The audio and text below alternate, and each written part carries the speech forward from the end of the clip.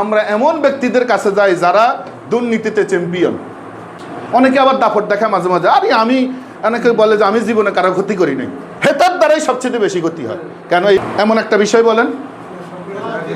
এখন এখানেই আইসা সব কিছু আল্লাহ দিয়েছেন। এই কথাটা বলি ঠিকই, রাজনীতির ক্ষেত্রে, অর্থনৈতিক ক্ষেত্রে গেলে বলি যে আল্লাহর কাছে ক্ষমতা নাই, এটা মানুষ, এটা হলো শেখ মুজিবের কাছে, এটা হলো জিয়া রহমানের কাছে, এটা ছাড়া আর কেউ দিতে পারত।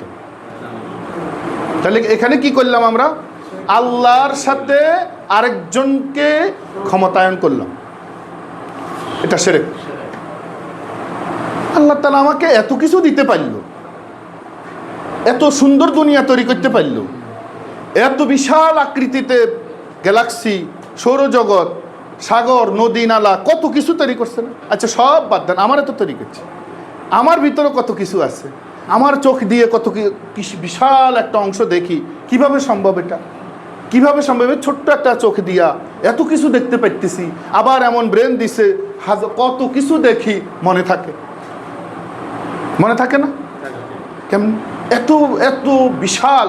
আমি বিজ্ঞানীর গবেষণায় একটা জায়গায় দেখলাম, আমাদের শুধু যে আঁত আছে শরীরের মধ্যে, রক্তের যেই আঁতগুলো, এটার কি বলে, রগ, এই রগ যদি বের করা হয়, সারা পৃথিবীকে 3 বার চক্কর দেওয়া যাবে একজন মানুষের রগ দিয়া। রক্তনালী যেগুলো আছে একজন মানুষের শরীরের মধ্যে, দেহের মধ্যে, সেই নালীগুলোকে একটার সাথে আরেকটা জোড়া দিয়া অথবা এটাকে যদি টেনে নেওয়া হয়, এমনভাবে হবে সারা পৃথিবীটাকে 3 বার ঘোরানো যাবে। তাহলে কত রগ একজন মানুষের দেহে, চিন্তা করেন তো। এই দেহের মধ্যে আল্লাহ তাআলা এটাকে সন্নিবেশন এমনভাবে করছে, প্রতিটি রগে রগে রক্ত যাচ্ছে, আর মাংসপেশিগুলোতে রক্ত ছড়িয়ে পড়তেছে।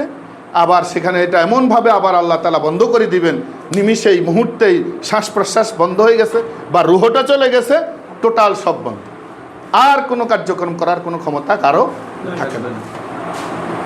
এই যে আল্লাহ তাআলা এত নিয়ামত দিলেন, একটা চোখের মধ্যে কোটি কোটি কোটি কোটি অপটিক্যাল কর্নিয়াস, কোটি কোটি আছে, কাজে ব্যবহার হইতেছে। আমাদের দেহের কত অঙ্গ প্রত্যঙ্গ, একটা জিহ্বার দিকে তাকালেই আল্লাহর শুকরিয়া আদায় করে শেষ করা যাবে? একটা জিহ্বাতে আপনি লবণ দেন, ধরে ফেলে, চিনি দেন, ধরে ফেলে, তিতা আছে জিহ্বায়, তার কোনো কিছু। এই জিহ্বাটা, অথচ পাশেই কিন্তু জিহ্বার আশেপাশেই মাড়ি আছে, মানে খালি জায়গাটা আছে, ওটা কিন্তু বুঝেও না। ওই জিহ্বার আশেপাশে যেগুলো আছে ওটা কিন্তু কিছুই বুঝে না। আবার ওখান থেকে লালা বেরোচ্ছে, খাবারের সঙ্গে যদি লালা না যায়, ওই খাবার হজম হবে না।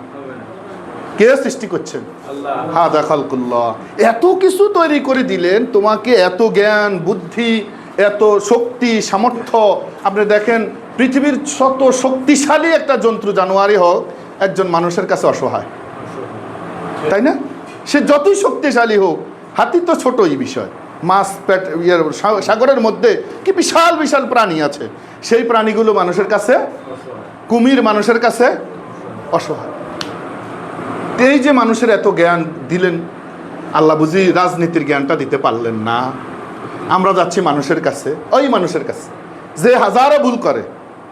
প্রত্যেকটা মানুষ ভুল করে না? আচ্ছা, কেউ এখানে বলতে পারবেন যে আমার জীবনে কোনো ভুল আমার নাই?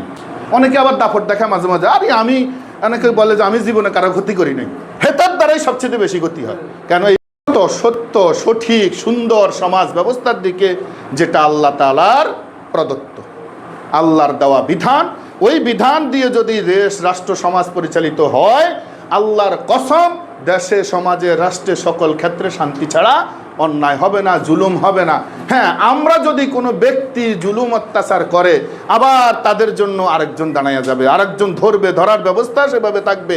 আর আমাদের দায়িত্বশীলগণ, আমাদের নেতৃবৃন্দ কি আল্লাহর কাছে আল্লাহকে ভয় করে চলে, আল্লাহকে ভয় করে চলে। আল্লাহকে ভয় করার কারণেই বিদেশে বাড়ি নাই, মন্ত্রী হইয়াও 2 টাকার দুর্নীতি পায় নাই। 2 জন মন্ত্রী 3টা মন্ত্রণালয় চালাইছে, আজ পর্যন্ত দূরবীন দিয়া খুঁজেও 2 টাকার কি পায় না, দুর্নীতি পায় নাই।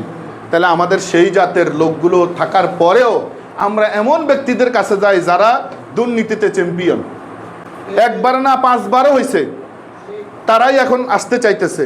5 বার 5 বছর ক্ষমতা ছিল, 5 বারই বিশ্বের শ্রেষ্ঠ দুর্নীতিগ্রস্ত দেশ হিসাবে আখ্যায়িত হয়েছে।